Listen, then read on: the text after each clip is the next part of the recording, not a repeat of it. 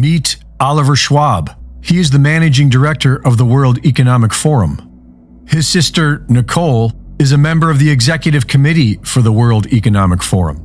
In July of 2021, she said that COVID was a huge opportunity to have their Great Reset. I see it as a tremendous opportunity to have this great reset and to use this huge flows, of money, to use the increased levers that policymakers have today in a way that was not possible before. Their father, Klaus Schwab, is the founder of the World Economic Forum. 7 years ago, he announced plans to start tracking the entire population and merge everyone with a central machine, what he now calls the Great Reset. The Schwab family is working together with other families because that's how Team Evil works. You can call them the Illuminati if you like, but they have no official name, and they are not illuminated. There is no telling how many family bloodlines are involved, but they keep it in the family for 3 main reasons, and they all have to do with power. First, and most simply, as a way to gain and maintain their fortune. Secondly, is to carry out long-term secret objectives. These families use insurance companies and private trusts to protect their own fortune from the fiat debt-based system that they created, and to generate the kind of money needed for a 100-year plan. The older generation outlawed natural medicine, introduced petrochemical pharmaceutical drugs, and polluted the environment. And now the younger generation is here to fix it with their totalitarian Great Reset.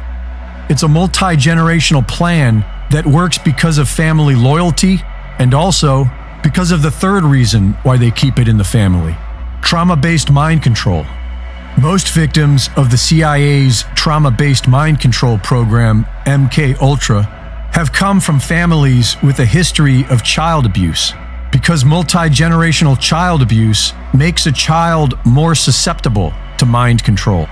And most of the characters we see as world leaders are not only actors on a stage, they are oblivious because they have suffered a lifetime of abuse and mind control. The overwhelming majority of people on Team Evil are not all in on it. They simply do as they are told. They follow orders and they don't ask questions. These families see having children as a means of gaining power and wealth. They see their own children as property, as slaves to do the family's bidding. But perhaps it's more like a cult than a family. Nearly 1 million child orphans were distributed throughout America and the Commonwealth in the late 1800s by an international secret society called the Odd Fellows. Delivered primarily by train, many of these orphans were born in private homes owned by the Odd Fellows and their offshoot, the Daughters of Rebecca, an all-female Masonic organization that featured symbols of mass breeding and fertility. Philip Eugene de Rothschild says that the Rothschild family alone has produced over 100,000 children in these secret breeding programs.